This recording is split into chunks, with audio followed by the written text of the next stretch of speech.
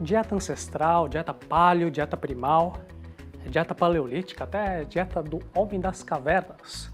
Esse é o tema do nosso vídeo de hoje. Eu sou Seiichi Arata, do natogood.com, e aqui nós temos recebido muitas perguntas, muitos e-mails de vocês perguntando sobre essas dietas primais, tá? Por que tem tantos nomes, tantas variações? É que diferente das marcas, que têm exclusividade para o uso de nome, como por exemplo, Vigilante do Peso, Dukan, Atkins, Ornish, Jenny Craig, South Beach, Biggest Loser, paleolítico ou ancestral são palavras mais corriqueiras, né? O de uso do dia a dia, do vocabulário comum, e não existe um dono de uma marca, um representante oficial que tenha os poderes de proibir todo mundo de falar essa aqui é minha receita paleo.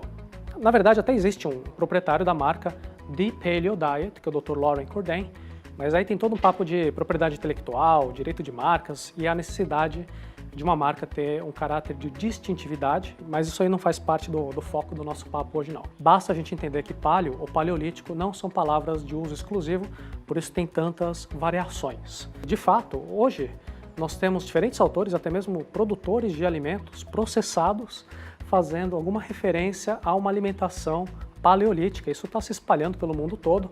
Tem até pão de forma fatiado paleo, para você ter uma ideia. De um lado, existe muita gente que vem e repete, fala, não, paleo não é dieta, paleo é um estilo de vida. Essas pessoas estão certas. Mas pelo outro lado, também tem pessoas que carregam uma tabelinha dentro da carteira com comidas que são paleo, alimentos que não são paleo, e inclusive elas seguem um cardápio pré-montado, igual uma dieta, tá? Elas também estão certas, do jeitinho delas.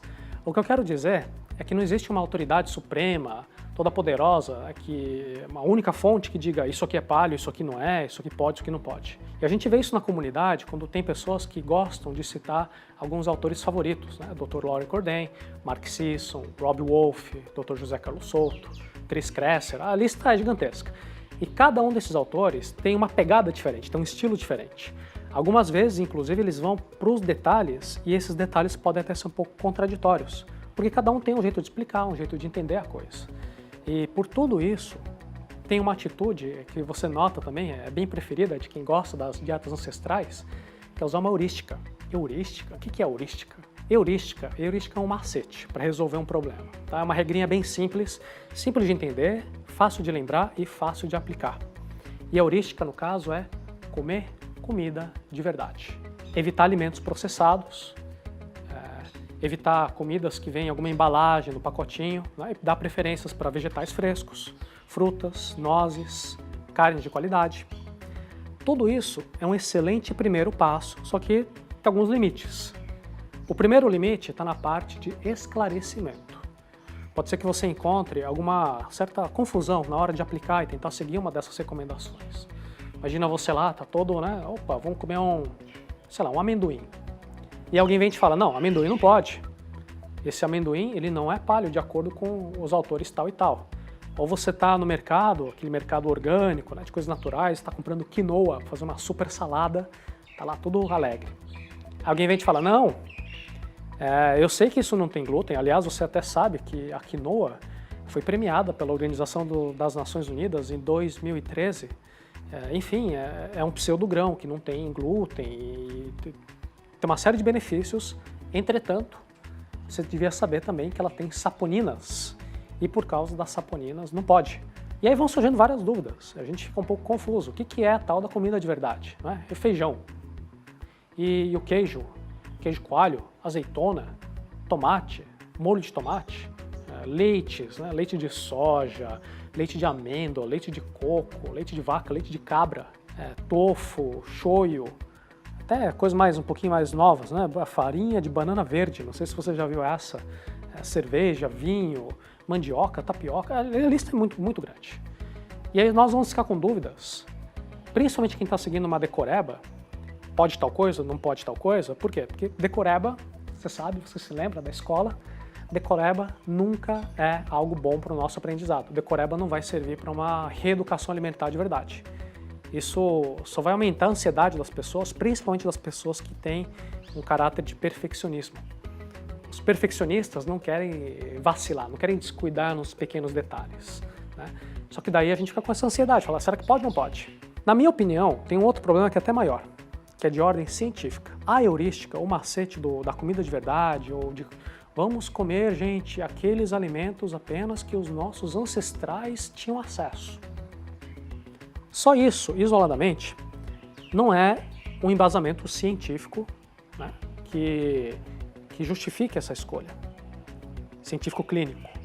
Tudo bem, é verdade que os bons autores das dietas paleolíticas, todos eles fizeram uma boa pesquisa, eles têm vários estudos listados de qualidade, estudos científicos, publicados em periódicos acadêmicos de alto fator de impacto, tem todo um embasamento atrás daquelas ideias. Aliás, eu aprendi muita coisa com todos eles, eu sou muito grato a eles, sou um grande admirador do trabalho de todos eles, e inclusive até faço questão de ter selecionado vários desses autores, peguei as melhores dicas, sintetizei de uma forma simples de entender, simples de aplicar, que você viu no nosso curso Emagrecimento Nato Gut.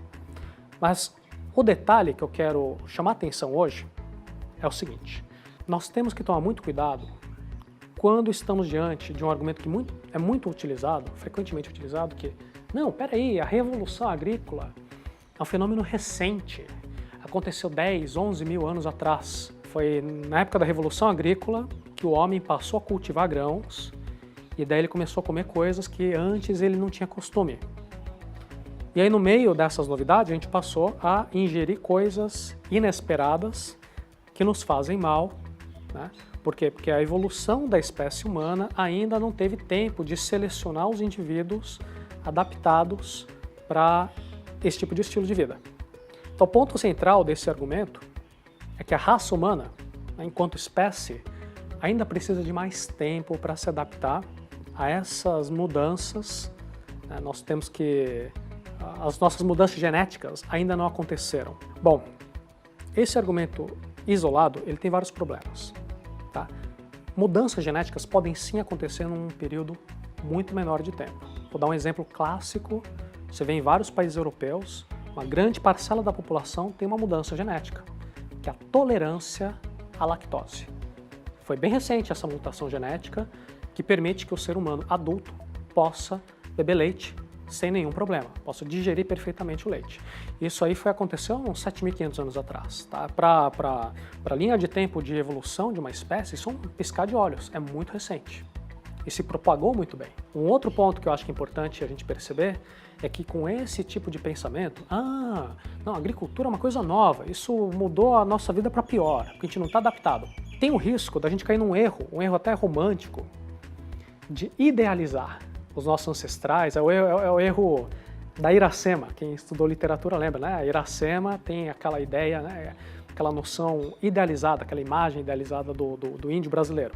Então a gente tem um risco, temos que estar atentos ao risco de idealizar os nossos ancestrais. Pensar, não, antes da Revolução Agrícola, o ser humano estava em harmonia, perfeita paz com a mãe natureza, e aí veio o homem e estragou tudo. Né?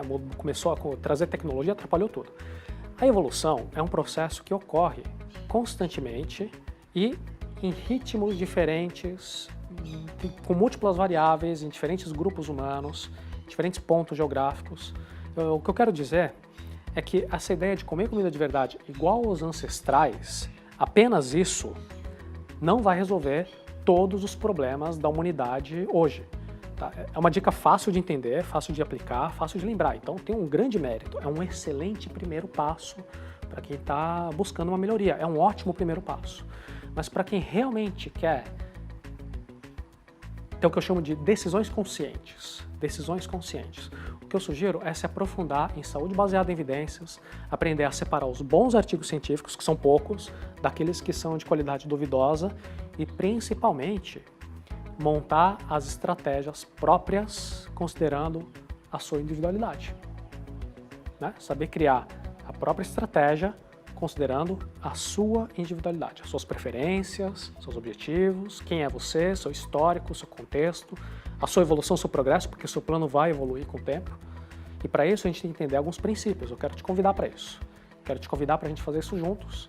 Se você ainda não tem uma conta, é muito fácil, você visita natogut.com, você cria uma conta e nós vamos continuar essa exploração juntos.